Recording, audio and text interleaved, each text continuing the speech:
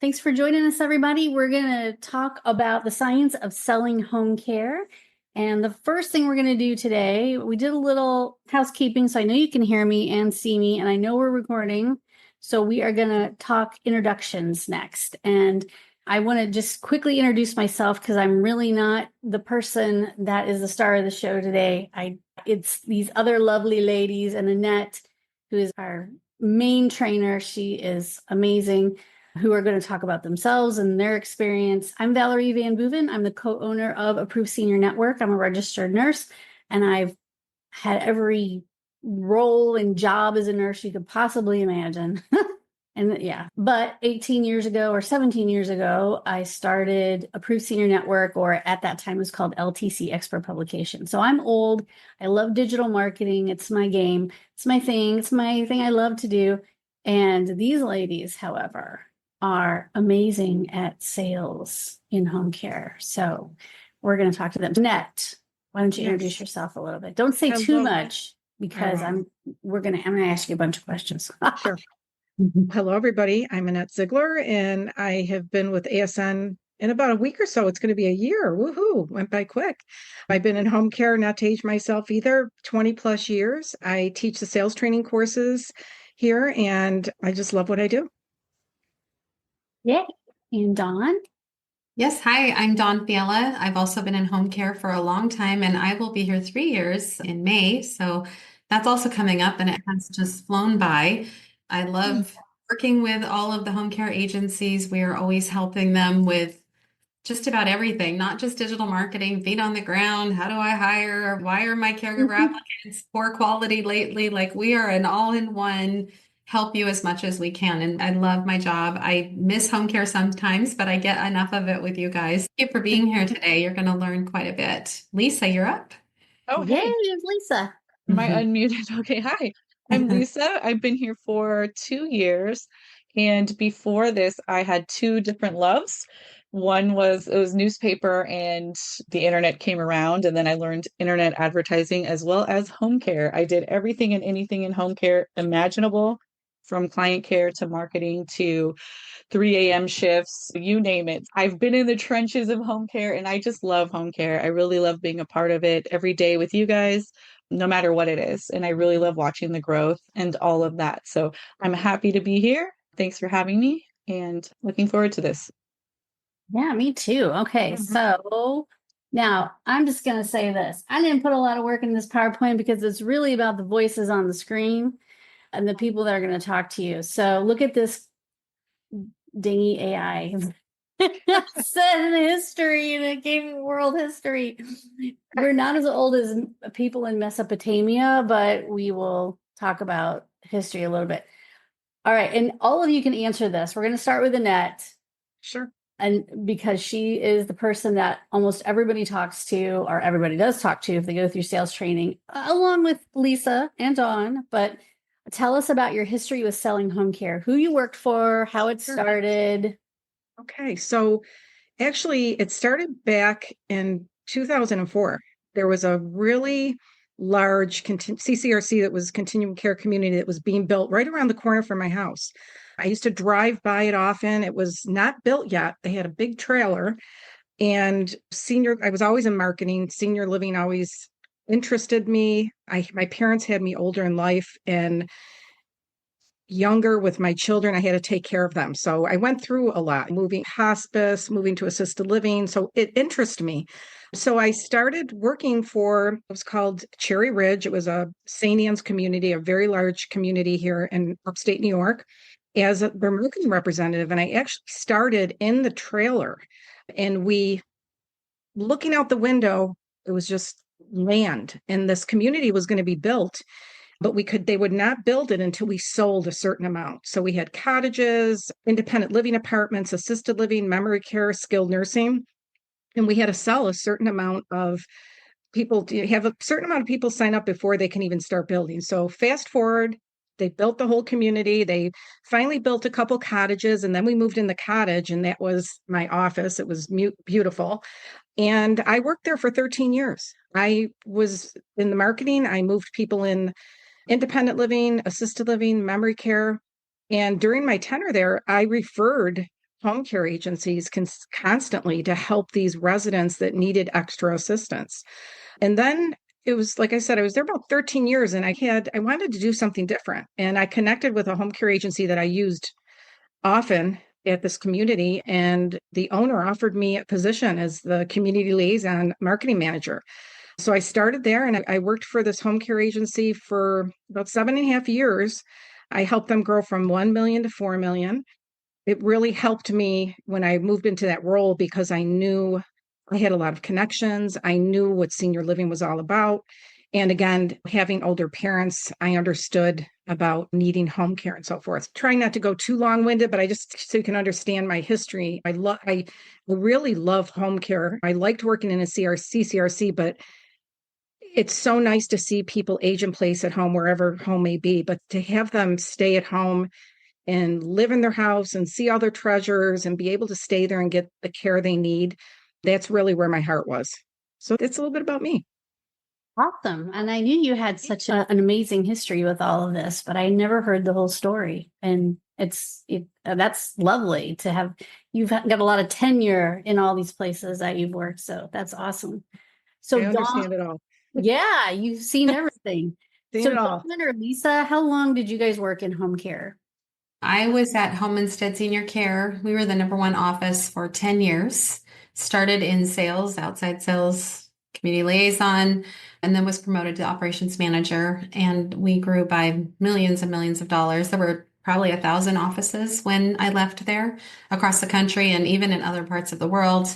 And more recently, an independent home care agency who couldn't get the private pay side. They had a pretty good Medicaid side. As we know, the margins aren't great with Medicaid, so they were trying to break into the private pay. And we did get to about 3.5 million in under 4 years in private pay. So in that company, I was over recruiting, retention, and sales. And so we grew quite quickly, and all the things that worked for me through the years, we are doing in the sales training class. So yeah, that's a little bit about me. All right, Lisa. For me, gosh, it started way back when I was a little kid. I want to say I have that story that people bring up that I lived with my grandmother. And so I saw firsthand what she needed, and I did a lot of those things as a little kid.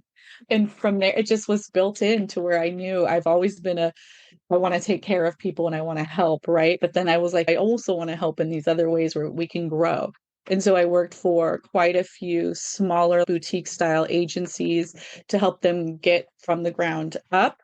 And then I've also worked for a couple of different franchises as far as the marketing or the branch manager, or just again, doing just everything, especially when you're building from the ground up, when you're starting a new business. I've done all of that.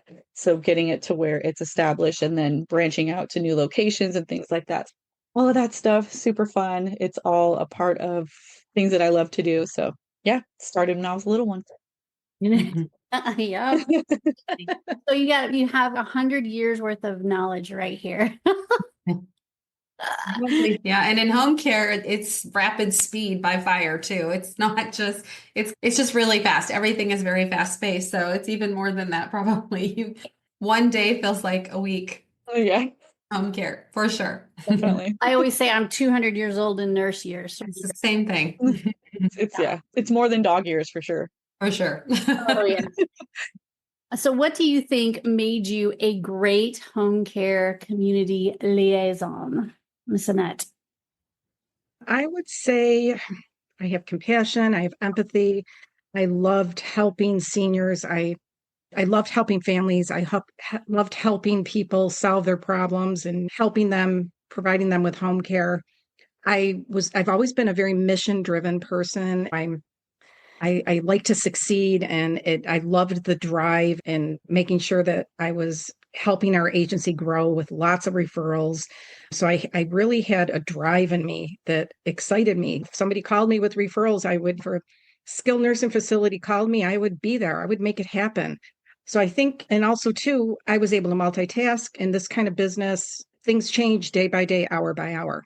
I think because I was able to accept that and realize that I could be doing one thing and get a call for a 24/7. And I was able to switch what I was doing and help people. So I had everything that I needed to make me succeed. And I really loved what I did. I loved meeting the families. I think what I loved the best was meeting our clients that we signed up and hearing their stories. That was one of my favorite things, doing the assessments on our clients. Yeah, you gotta love this business. Yeah. You really do.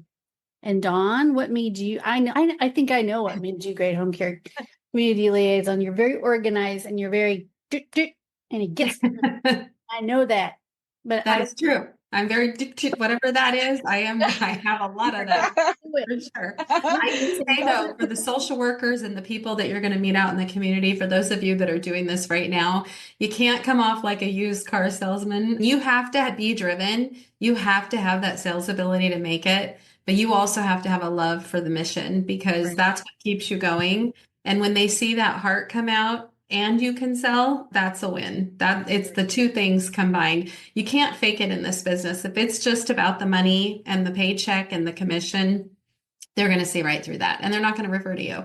They need to see your heart and your passion. And the fact that you are willing to drive 15 miles to go meet with a family right now, because all of a sudden they're discharging today at 4 o'clock and it was supposed to be 3 days from now. The fact that you'll do that, not because of the commission and the money, but because you want this person to come home with a caregiver and to have a successful discharge. You're a part of the successful discharge of that social worker is counting on.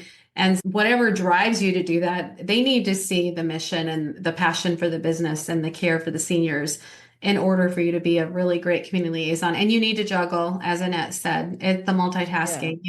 I hired somebody in my early days, maybe one of the first marketers I hired, didn't really know what I was doing yet. And she literally spun in a circle in the office. Like she didn't know what there were like three things to do and she didn't know what do I do first. So the multitasking, you're balancing a bunch of stuff over here and you're on the phone and you're just running. That's adrenaline. That's fun for me. I thought it was fun. There's other people that can't succeed in that environment at all.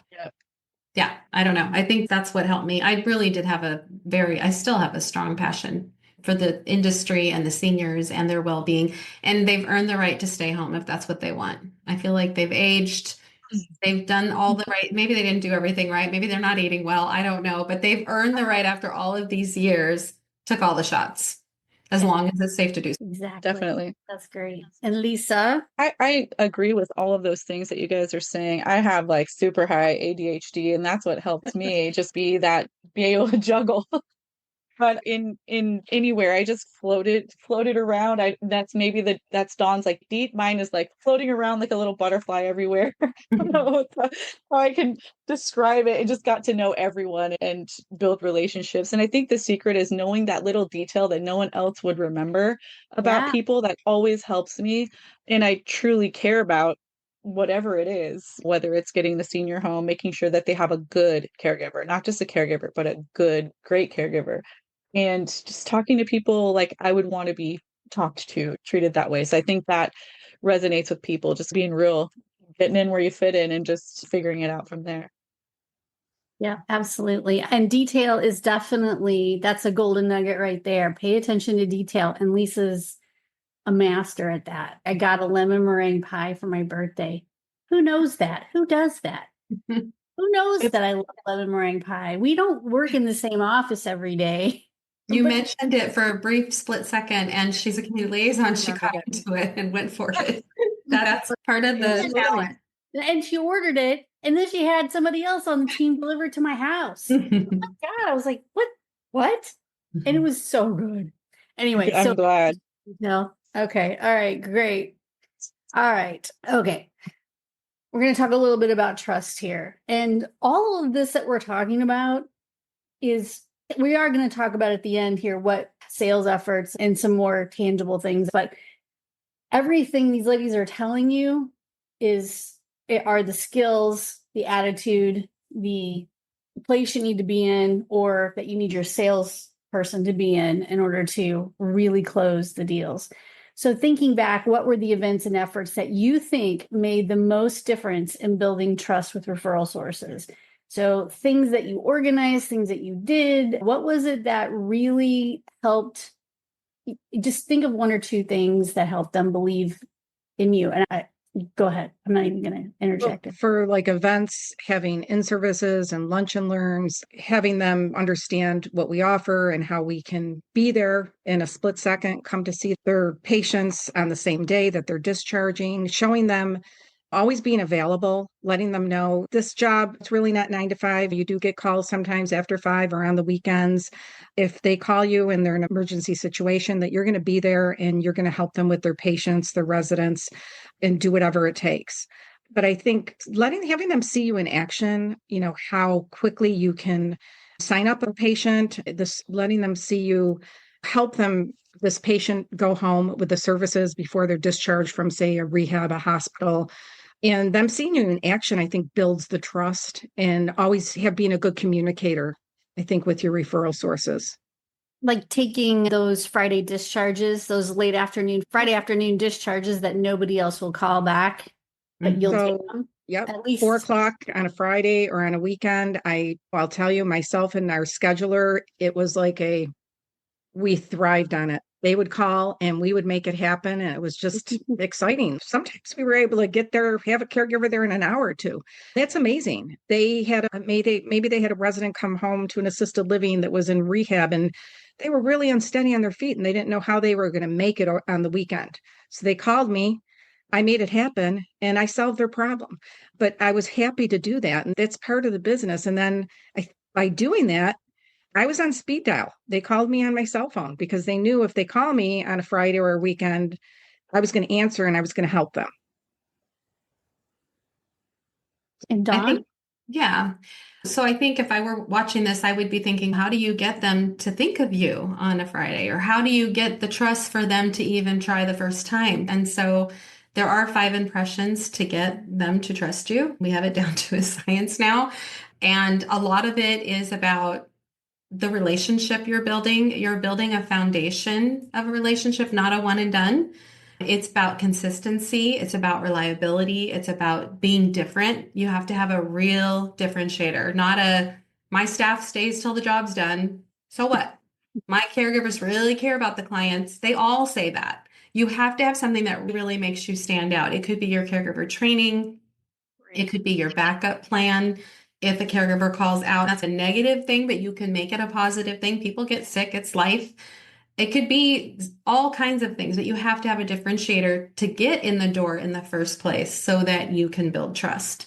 The kind of trust you need is deep embedded trust. If you have a caregiver in their building doing an overnight awake and that caregiver falls asleep, your relationship should be so good that they pull you aside and say, hey, your caregiver last night, she fell asleep. And you should be able to bounce back from that. That's the kind of relationship you need. And it's about being consistent. You have to go every 8 to 10 days. There has to be some sort of contact with that referral source every 8 to 10 days. It's not going to be a face-to-face every time. Once a month, you get a face-to-face. What are you going to do in between? It can't be a brochure. You have to have a leave behind, something important, something that matters, something fun, something different. So there's a lot going on with this to get that trust built.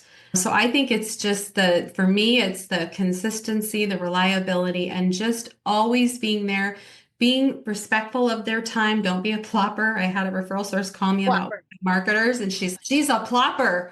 I don't want her coming in and plopping down in front of my desk and just sitting there. I have to work late now because she sat here for 20 minutes. Don't sit unless they ask you. Be respectful of their time. Don't expect and make them come out and see you every time you come into the building. So it's just a mutual respect, and they need to start seeing you as a partner more than a vendor or referral source, someone who is a home care source for them. They need to see you as a partner. They're the social worker expert and you're the home care expert. Someone needs home care, I'm calling her. That's what I would say. Lisa Marsolet, you have Yeah, I'm just going to agree with all of that. Letting someone see you in action is just a really big deal. If they see you and they see you just handled everything, like they're going to come back to you always. They're going to trust you.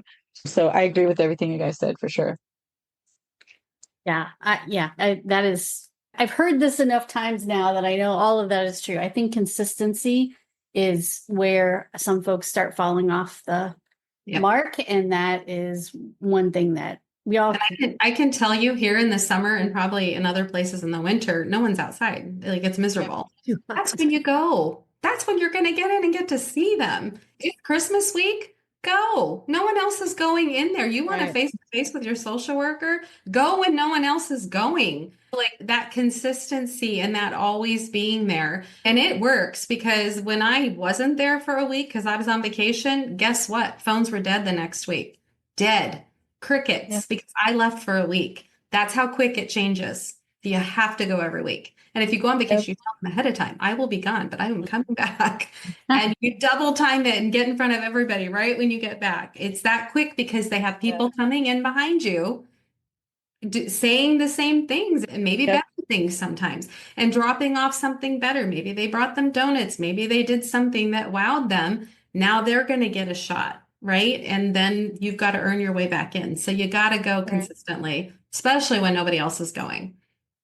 great. And I think that's a differentiator too, people that are consistent, because I would bet that probably 20% actually are consistent, going agree. back all the time. And so Yeah. Right. those are that's your real competition, is those people who are just like you. They And you want it just see as their bad as stuff. You see their brochure. Right. Oh, I saw her stuff last week. What are we following each other? You start to know real quickly who your stiff competitors are. You just have to find a way to stand out. All right, great stuff. Great nuggets of wisdom. If you were starting all over again today, what would be your first priority of the week or of the month? So, what do you do first, right out of the gate? So brand new, just starting this position. I would qualify referral sources in my area, making map out, see who's out there, who would be where I would get private pay referrals, mapping out all different types of referral sources that I would see in my area, make sure I have a community presence, connect with maybe referrals sources that I already know, thinking about what my agency, I think just like Dawn said, you have to have a differentiator. So thinking about how I could present our agency and that it could be different from the 10 different home care agencies that I had competition with. Why are they going to listen to me? Why am I different? How can we help? So I think that's what I would do. Yeah. Dawn? I would qualify my referral sources. There's a Medicare website. You can go on and look at all the SNFs in your area, anyone getting paid by Medicare, and see what they're all about. I would do that first. I would build myself a route sheet. I would make sure I had a really good elevator speech with a differentiator. I'd make sure I could roll that off my tongue in my sleep if need be. And then I would hit the SNF. If all I had time to do was go to SNFs, because there's a lot here in Phoenix where I'm at, lots and lots of them, that is where I would be spending a majority of my time. Skilled nursing facilities, get to know them. When I get someone face to face, get a lunch and learn scheduled, because I may never see their face again. They're very hard to get in front of. Get in front of them, schedule that lunch and learn, and you're golden. It's harder than that. But if I were starting over knowing what I know now, that is where I would start. Perfect. Lisa, anything to add to that? Are you floating around like a butterfly? I'm floating. I was going to say, I would just case the joint. Make sure I know what everyone else is doing. My competitors are doing too out there. Oh, yes. Call them. Shop. Yep. I might shop them a little bit, and then I'm going to set up a plan of who are my top 25 that I'm going to go out to right now. SNFs for sure, Medicare.gov also for sure, just to compare and see what I'm dealing with and just create that route. When I first started, I remember a lady that I worked with said, you can't just be pinging around like this. You got to create. And I was like, you know what? You're right. Let me create this. Sort your referral sources by zip code. Do it now. Do it now. Because if you're over here, I'm going to talk about where I am. If I'm in Phoenix and I'm marketing and I'm getting it, like I'm being real successful, it's going really well. And then I get a call in Mesa. Can you come talk to this family? They're discharging tomorrow. I'm going to drop everything and go talk to the family in Mesa. Not only because it's incentive, but it's because it's the right thing to do. This person's got to have care when they get home. And this is your opportunity to prove yourself. See the social worker on your way in to see that family. I'm done with the family. It's 1 o'clock. Am I going to drive all the way back to Phoenix to keep marketing? No. I'm going to pull up my zip code locator and I'm going to look for all the SNFs or my referral sources in Mesa by zip code, and I'm going to keep marketing there. The back, like Lisa said, the back and forth is so inefficient.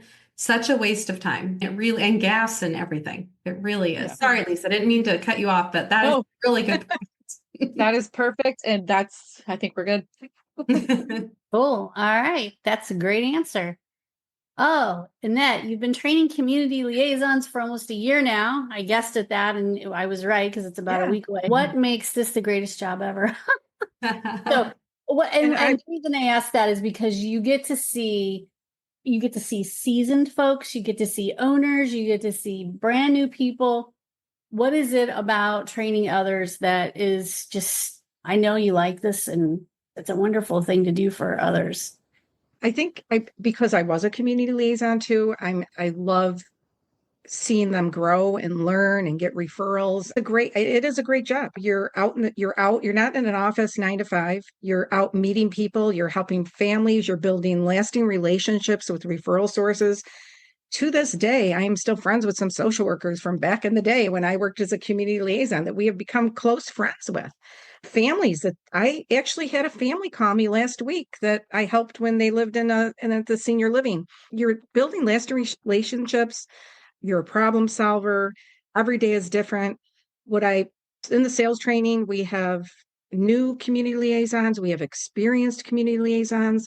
The exciting thing that I see is if I have somebody really experienced that we're in a class and I teach them something that they're like, wow, I never thought about that. I've been doing this for years. I didn't know that we could do bed sitting at a skilled nursing home. I never went to that side of the nursing home. And also seeing these community liaisons, usually by halfway through our sales training, if they're doing everything we say, they're getting referrals. So it's exciting. They're setting up lunch and learns, they're setting up meetings. But it's a great job if every day is different, you have to go with the flow. If you like meeting people, and I think again, like helping people, like Lisa, Dawn, we all said you have to have that compassion and not be. It's good to have some sales ability, of course. You want to like seal the deal, but you don't want to be a salesy. You want to, they have to see that you care first and that you're passionate about helping people. And everybody that comes through the classes, we have all different types of people. And it's really exciting, especially the community liaisons that we have that come to our classes that are maybe they've never done this before. They've never been marketing ever. They're afraid. They're like, oh, I don't know what to say. I don't know what to do. We give you all the tools. We tell you what to say. And I just always remind everybody, you're not trying to talk them into something they don't need. Everybody needs home care that you're talking to, their patients, their residents. So you're not trying to walk in and sell them something they don't need. So just most people in home care, they're casual, they're nice. It's just a great job, I think. So yeah.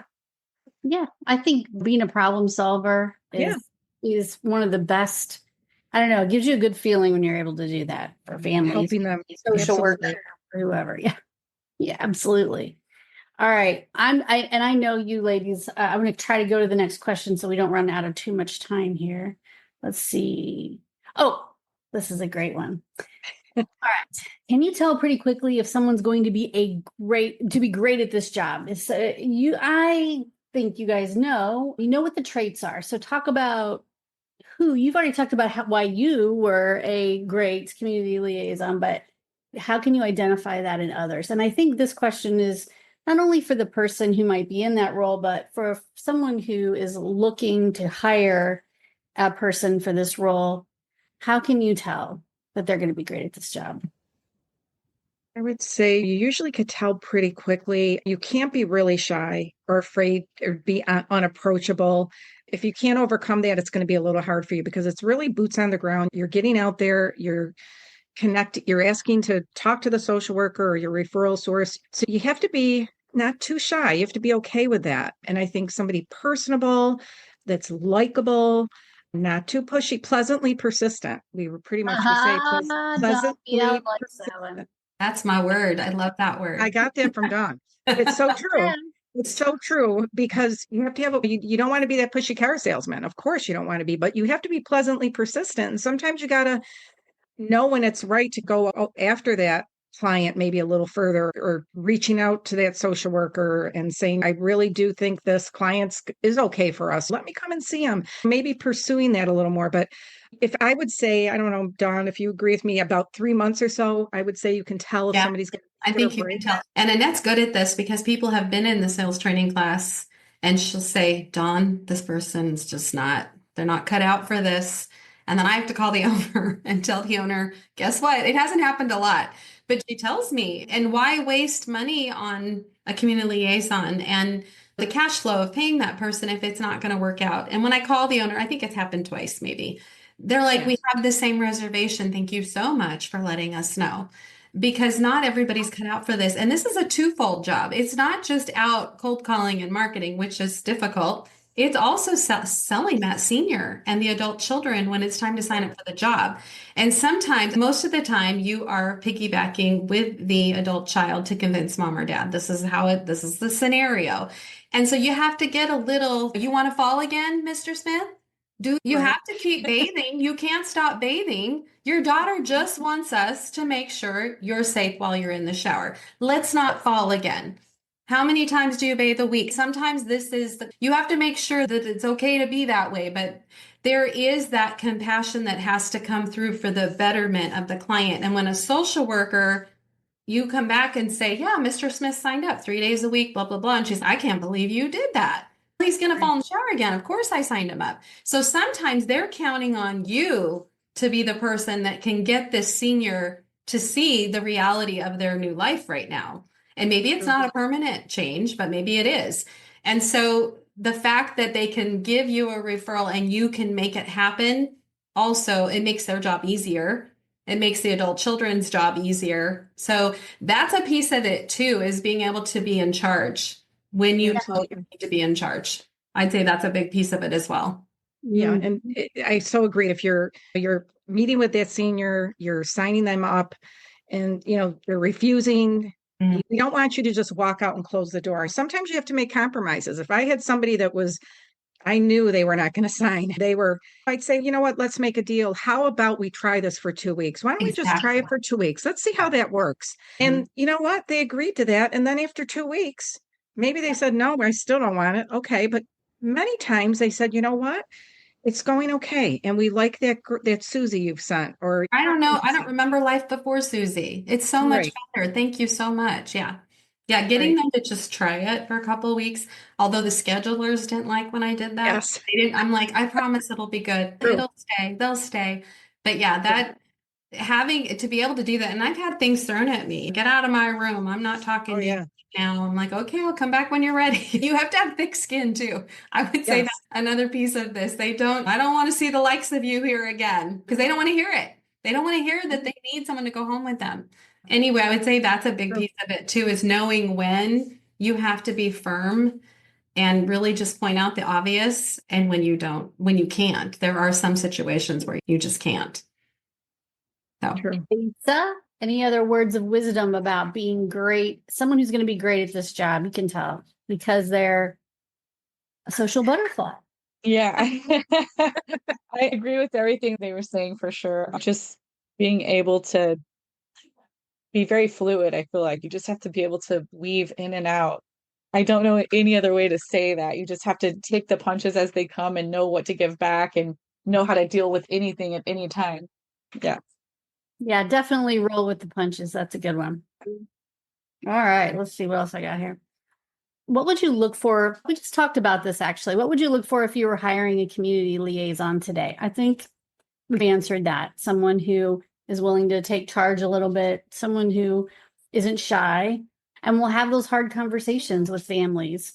I think I can remember as a case manager, but saying, or a care manager saying, talking to the senior about that their daughter or son was really worried about them. Mhm. And when the senior would hear those words, they don't want their family to worry about them. They definitely don't. So maybe implementing a few services or trying this for a couple of weeks is a great idea. So anyway, just being able to talk the talk and help the senior and the family understand this doesn't have to be forever, but let's get you through the next couple of weeks or through the next month or so and see how you're doing. And then we can reevaluate from there, that kind of thing. And let's see here. Okay, what's the best advice for getting a referral quickly? You have to be willing to do what? we've talked about some of this consistency, but if you really are, you're starting out and you get a referral quickly, what are some things that you would tell somebody to do? Get that in-service scheduled, or that, how are you getting that referral I quickly? think the very first thing is they have to know that they're going to step out of their comfort zone and they're going to be really uncomfortable for a while.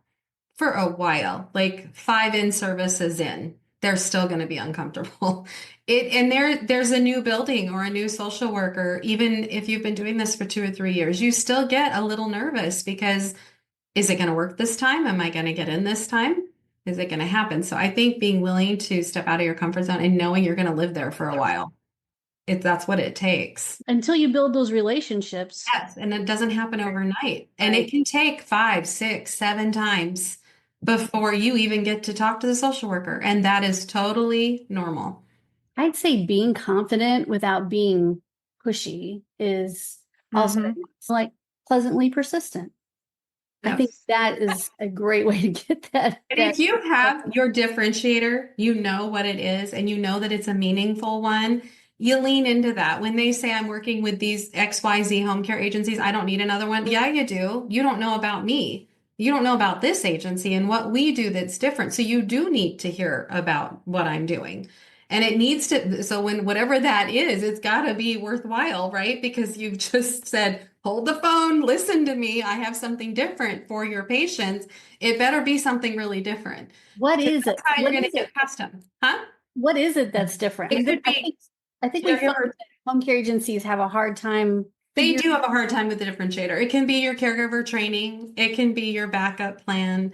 It could be, we had a lead caregiver program, so we could start service in an hour if we needed to. God, I'm trying to think of other things that I have done as differentiators. We had a discharge package. Invented all kinds of rapid response program. So if you Yeah. call my office and you say I have a rapid response, you talk to nobody but the person who's coming out to sign that client up immediately. Like we've reinvented ourselves a million times, but it Yes. needs to be important to the senior. It needs to be something that the discharge planner is going to go, oh, my seniors will value. A discharge packet is beautiful. That's a great way to get a discharge package. That's all they do is discharges all day long. When you say the word discharge package and the senior likes it and buys into it, you're golden. But there has to be something.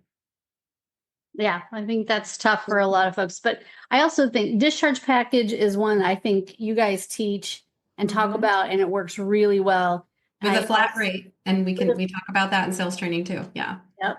And that's a great one. I also think that spending a little more money to get everybody dementia certified, or pick your poison, whichever thing you think is most important, but doing dementia live training, there's a million of them out there, and making sure your caregivers are all, or some subset of them that deal with dementia clients, are all trained specifically. Or maybe it is that you specialize in 24-hour care.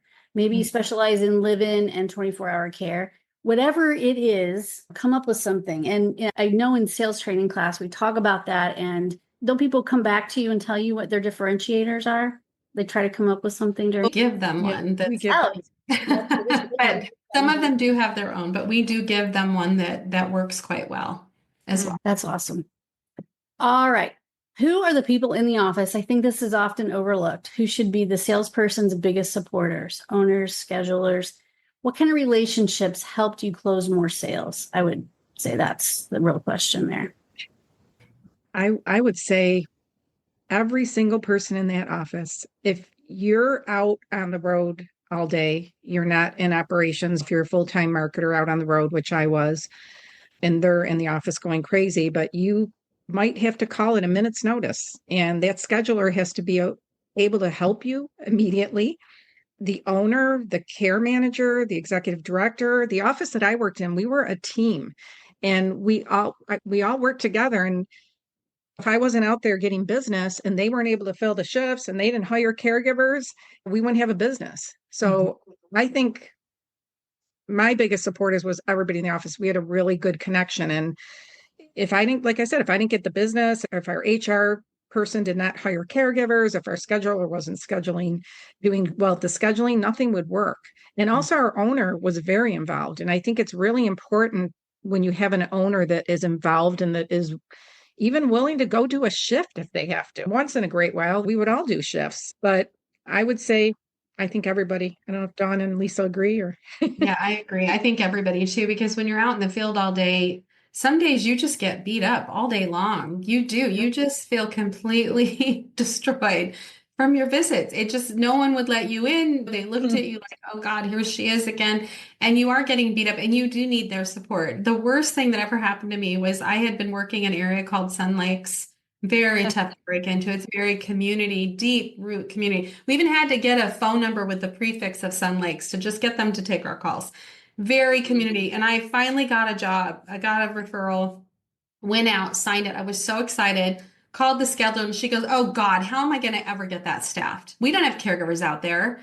And it was so deflating. And she always reacted that way. And I finally went to the owner. I'm like, I'm out here killing myself and I'm excited. Like, I need her to be fake it. If you're not excited, just fake it for me. Like I needed a high five so bad that day and I did not get one. It was a slap in the face. It was so bad. So your schedulers, even though they're stressed and they're like, today, right now, I have to find someone now.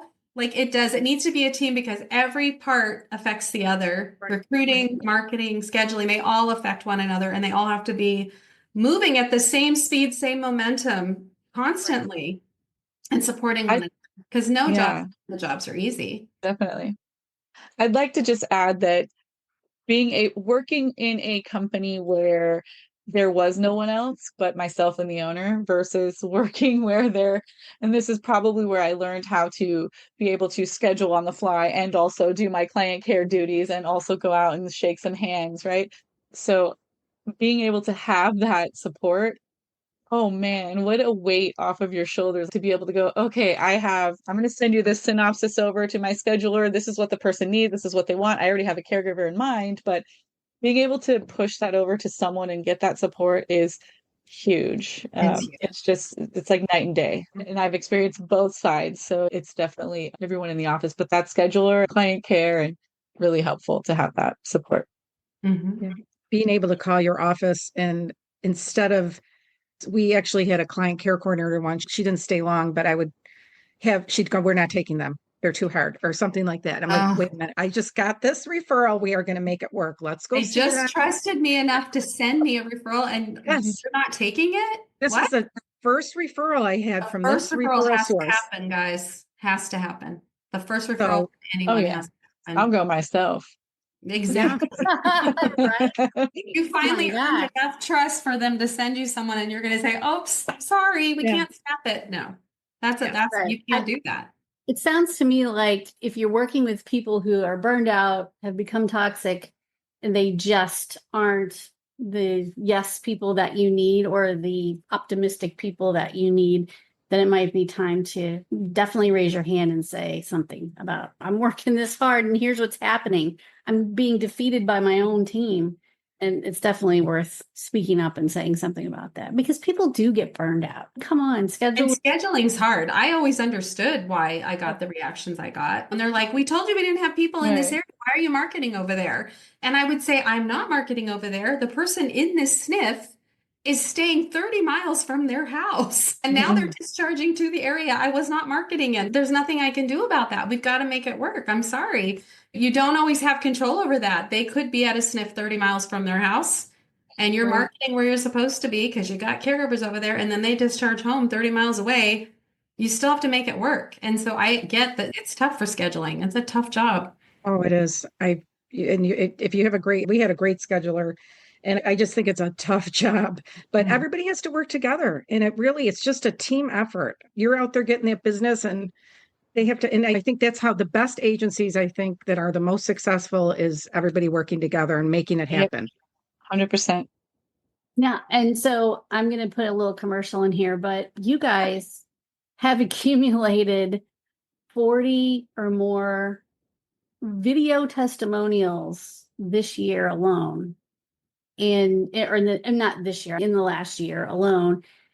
And they're amazing. They're amazing testimonials, you guys. And we have all of them. If you go to sellinghomecare.com/yes, our website address is much longer than that. But if you just go to sellinghomecare.com/yes, you can see those testimonials, the program description. So what these ladies are telling you is everything that they teach. And Annette is our lead trainer, and she's just so full of golden nuggets and great ideas. And I don't want to promise anything that's outside of the scope of what we do, but you guys even text back and forth with people who are having challenging days All and day things long. like that, right? Yeah, it's Yes, of course. I see them. They'll text Annette and say, "My lunch and learn is in an hour." And I know we went through it, but I have one quick question. And that girl is on the phone with them in seconds. Like Annette is diehard. Well, She is. but I She's do want to say too, like Dawn created this program and we all live in different states. And it's just amazing how when I saw the sales training, I was like, this is what I did. And it doesn't matter where you live. You may have different rules and regulations with your state, but it's all the same. It's establishing those relationships, being different from the other home care agencies. It's all about being there and having them see you. They need to see your face and you have to connect with them. And we teach that all. And it's nice to see everybody, like by week 6, if people are following what we tell them to do, they're getting private pay referrals. They host lunch and learns in services. They've never done that before. So it's really exciting to see even somebody that's never done marketing before. You can have somebody with no marketing experience and they do phenomenal. Yeah. So it's not like if you have somebody that doesn't have any sales experience, I've seen people do very well that don't have sales experience. Yep. I think too, the reason that this works is because it's 90 days. I've trained lots of marketers in my time. It's not a one and done. It's not a one weekend boot camp. It's not even a week-long boot camp. They need, and this is what we do. We teach all about skilled nursing facility. This is exactly what you say, what you bring with you, what you can expect they're thinking about you. So you're ready for those objections when they come flying out of their mouth. You are ready to overcome them. We do all of that about skilled nursing, and then you go do it. And then you come back next week and we talk about it. And you not only get to, we deal with what happened with you, the good, the bad, the ugly. And we do the same with everybody in class. There's 6 to 7 people. So you're learning from that. And then the next week we do the same thing for independent living. And then we do memory care. And so it's the back and forth and it's that mentorship. We hold you accountable with homework. It's that is making this work. It's not a one and done. It's impossible. One and done doesn't work with this. It's too involved. And you can't anticipate everything that's going to happen. And so when you come back with something that's happened, you need help with what do I do? Just quit going there? Because that's what we want to do as humans. I just don't want to go back there ever again. That's not an option. So anyway, I think that's why it works. I would totally agree with that. And just little things like, didn't somebody go to a skilled facility? She was brand new and she took them some kind of cookies from Starbucks, but the little bags weren't closed. They were Yes. the kind, like you stick the cookie Fell out of in. the bag. Fell out of the bag. Yeah, and the social worker had a complete fit about that, I think. So Yes. So she came back and we helped her with that. We walked her through that. She didn't quit going there.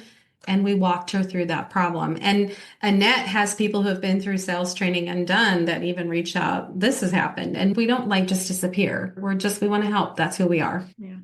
You're not So- strangers. So we have training classes starting all the time. And the next 2 that are starting are April 15th and Mhm. April 30th. So when we say that, what we mean is that the April 15th class is every Tuesday at 1:30 p.m. Eastern. You're going to have to calculate what your time zone is. And you meet once a week for 12 weeks. And at it's the an hour each time. Yes, for 1 hour. So wherever you are, hopefully somewhere quiet where you can listen and talk and it's small groups of people, and you are not in a class with someone who's a direct competitor of yours in the same territory. We try to make that very clear so that you don't have to feel like you can't talk about what you were doing or where you were because somebody else that's next door to you is also in the class. We don't do that. We're very careful about that. So it's a really nice way to have some colleagues once a week, and you're learning, but you're also like in counseling. And Valerie, I don't know if you know this, but they stay in touch with each other. The people that take in class together stay in touch with each other, and they help each other. It's so exciting to see what's happened. Yeah. I just And love it. Lisa helps me on the week 12. She's always in my week 12 classes, and we've all grown to know each other more. Yeah. And usually they're always sad it's going to be over, but like Dawn said, people share their emails and their phone numbers. They're different agencies from different states, and also in the classes, they share, maybe they have a different way of doing things and something that's really worked for them. Yeah. I love how everybody shares their personal experiences. And it gives, we have all different levels in our classes. When they see somebody that's doing really well and there's maybe somebody that's newer at this, I think it gives them more ambition to get out there and do better too. I just made the screen all crazy. Woohoo! Let's see, where did I go? Oh no, everything's crazy. It's all gone. So Okay. anyway, hopefully we can see each other. Yes. Yeah. Okay, and what else was it? Oh, so we have 2 classes coming up, April 15th and 30th, and there'll be some more in May. And then also we have Continuum, which is twice a month. And we talk about all kinds of different things during Continuum, including digital and in-person sales. And Lisa creates handouts for 4 months in advance that you can take advantage of. They are not, she creates them, you have to customize them yourself, but you can do all of that. She gives you ideas for leave behinds. Everything is put together. So all you have to do is print it, get the goodies, and go. You don't have to think about anything. Just have everything available to you. A Continuum is also a great way to stay in touch and stay involved. Or if you've never been through sales training, participate in that. You can sign up for that. So, does anybody have any questions for any of these ladies about sales training, closing the deal? I think one of the things that people ask about is, maybe people have trouble with, is asking for the referral. And that's sometimes tough to get past. So I think training really helps people get through all of those reservations. Yeah. I would think that is the hardest challenge probably is, well, being out of your comfort zone, but then asking for the referral can be difficult, but we work through all of that. There's a one-liner for every type of referral source. Yeah. We have a whole class on that and it's pretty simple. Once we go through the class, they're like, oh, okay. I just ask if they have any patients discharging today. Okay. Yeah. I didn't think about that. And then the social worker just starts thinking about everybody she has that you can help her with. Yeah. Absolutely. All right. I think that's it. We've used our hour. We're like right on time. So thank you, ladies, for having a chat with me and for all the other folks that signed up to listen. And then I just want to say Tamara has a question, but we can get back. We can. Yeah, I was okay. I was just messaging her. We'll get back to her. Thanks for coming, everybody. Thank you, everyone. See you guys. Bye-bye. See you later.